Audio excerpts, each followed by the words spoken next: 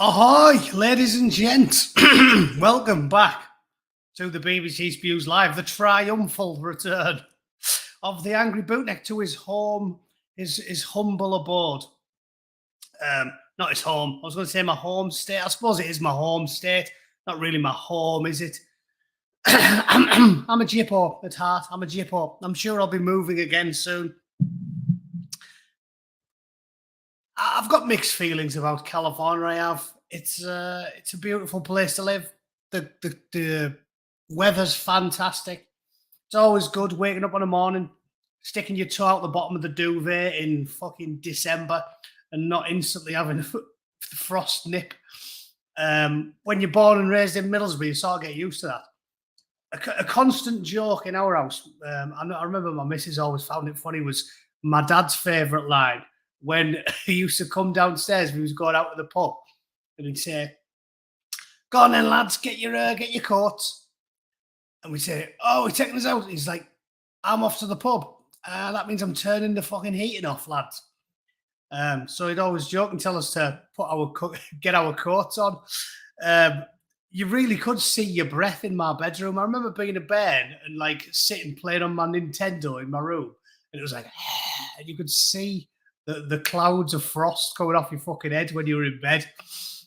So that I'll always be thankful to about California. It's fantastic.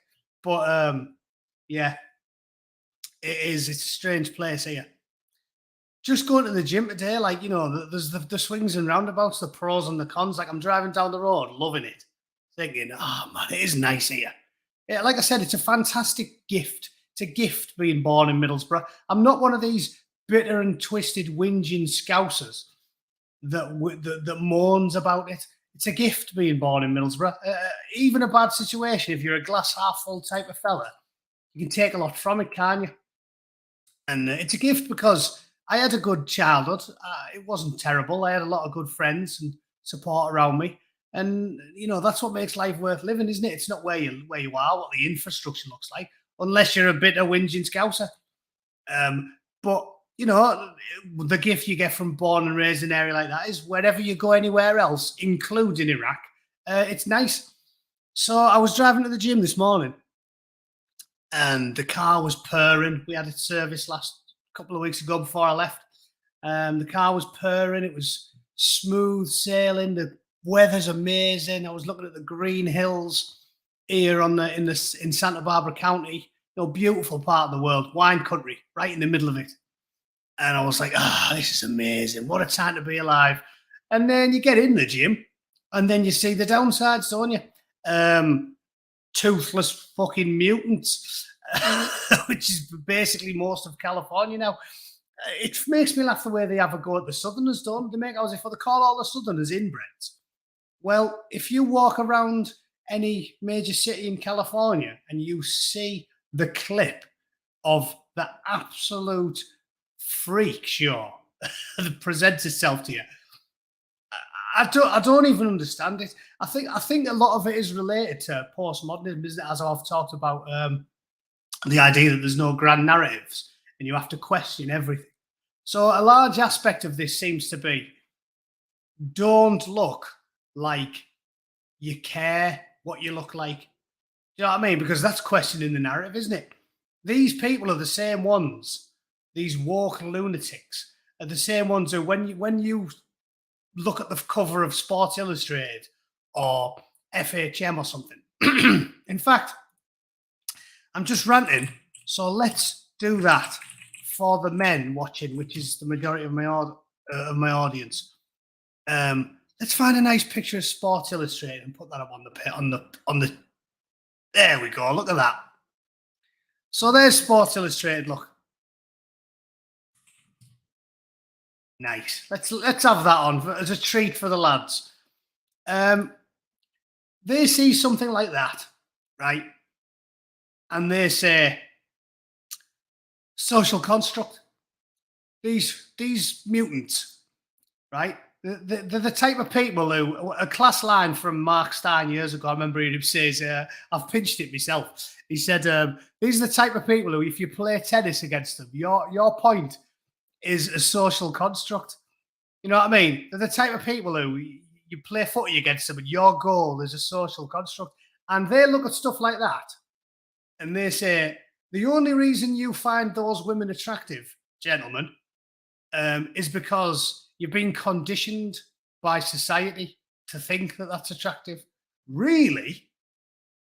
You should find me attractive. So, sorry, I delivered that line wrong. Find me attractive. Because they've always got more chins than a Chinese phone book. And they've got a few bits of metal punched through the lips and the tongue. So they can't talk properly. Oh, yeah, and also they're eating. No. Find me attractive. Eating a fucking scone while they're talking to you. It's quite a pickle they've found themselves in, isn't it? Because we know that they're lying. It's like that old Solzhenitsyn line as well, isn't it? They know that we know that they're lying, and they don't care. His version was much more lengthy, but they're lying, and we know they're lying, and they know that we know they're lying.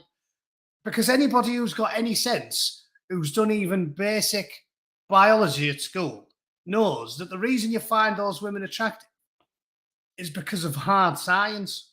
It's because you look at that and the primal part of your brain says, they would provide me with fit, healthy offspring. It's really no complicated than that. The chimp looks at a morbidly obese howler, some purple-haired Hoover beast with a fucking 8 chins and a 6-stone skull, and says, there's nothing healthy about that. It's the bronze skin, the red lips, the symmetrical facial features, the clear eyes. It makes you think health and fecundity, which is a posh word. I just remember that from reading a David Gebel book. I believe it means fertility. And obviously you lose that as you age. That's all it is. And they say, no, social construct. If you were born in a hippie commune, living in a wigwam or a yurt, and spent your life eating cricket fucking sandwiches, you would think Lena Dunham or Jabba the Hutt in a bikini is just as attractive as them. Again, if that works for you, fuck off, phone. Where have I left that? I thought I could hang up while I was still on my watch. I don't even know where it is. Hang on, I'll have to get it.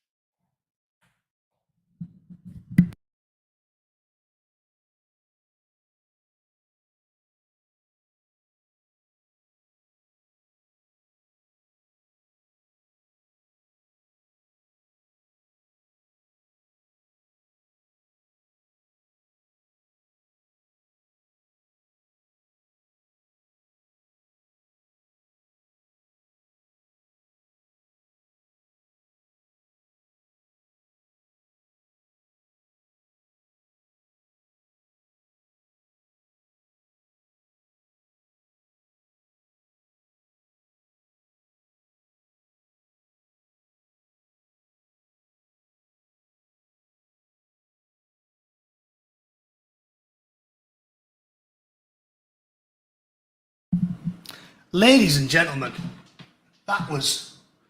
Isn't it weird? First time I've been back in, 10 days? And that was one of my employees on the phone saying that 2 of the lads have called out sick.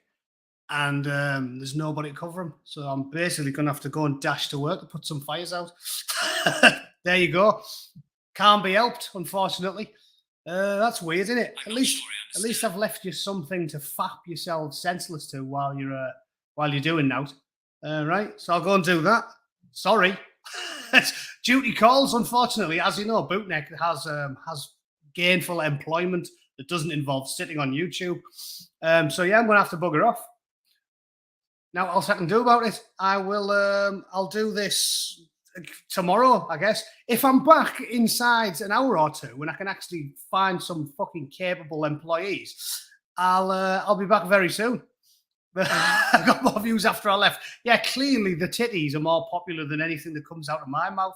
Right, if I can square this away quickly, I'll be back some point today. If not, I'll see you all tomorrow.